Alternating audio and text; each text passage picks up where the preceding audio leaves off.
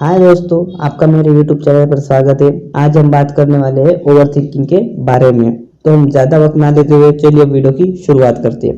तो over thinking क्या है? हम किसी चीज के बारे में सोचते हैं तो कुछ हद से ज्यादा सोचते हैं, जैसे कि ऐसा क्यों हुआ, ऐसा नहीं होना चाहिए था। यह सब हम ऐसे ही सोचते हैं जो हमारे किसी काम का नहीं होता।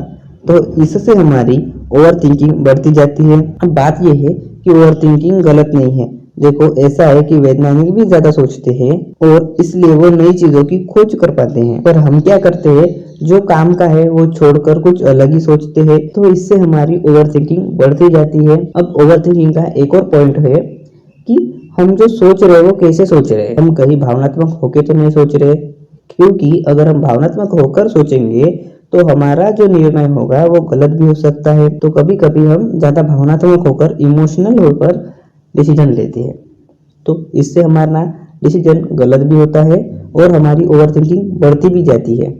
जैसा कि मैंने पहले ही कहा था कि ऐसा क्यों होता है, ऐसा नहीं होना चाहिए था, ये सब हम सोचने लगते हैं। तो अब जानते हैं कि ओवर थिंकिंग होती कैसे। हम किसी चीज के बारे में सोचते हैं तो उसके दो पॉइंट बनते हैं, एक पॉजिटिव सही और दूसरा नेगेटिव यानी कि गलत। लेकिन हम ज्यादा गलत सोचते हैं। जब हम गलत सोचते हैं तो उसके जवाब भी गलत आते हैं।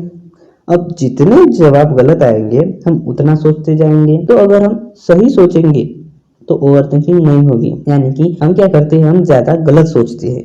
हम जो भी चीज सीखते हैं या कुछ नया ट्राई करने की कोशिश करते हैं तो हम एक उसका नेगेटिव पॉइंट पकड़ते हैं, जो कि हम पॉजिटिव छोड़ देते हैं। तो जब हम नेगेटिव पॉइंट पकड़ते हैं तो हमारे थॉट भी नेगेटिव होते हैं और उससे जो क्वेश्चन बनते हैं वो भी नेगेटिव बनेंगे और वो जो नेगेटिव क्वेश्चन के हमारे आंसर भी नेगेटिव आएंगे। तो उससे क्या होगी, हमारी ओवर थिंकिंग बढ़ती जाएगी, कम नहीं होगी। लेकिन अगर हम सही सोचेंगे तो हमारी ओवर थिंकिंग तो कम होगी, पर हम एक क्रिएटिव बनेंगे। तो अब जानते हैं कि ओवर थिंकिंग को कम कैसे करें। जब हम किसी चीज के बारे में सोचते हैं ना, तो किसी और से पूछ लेना चाहिए। इससे होता यह है कि हमें उस चीज के बारे में क्लियरिटी मिल जाती है।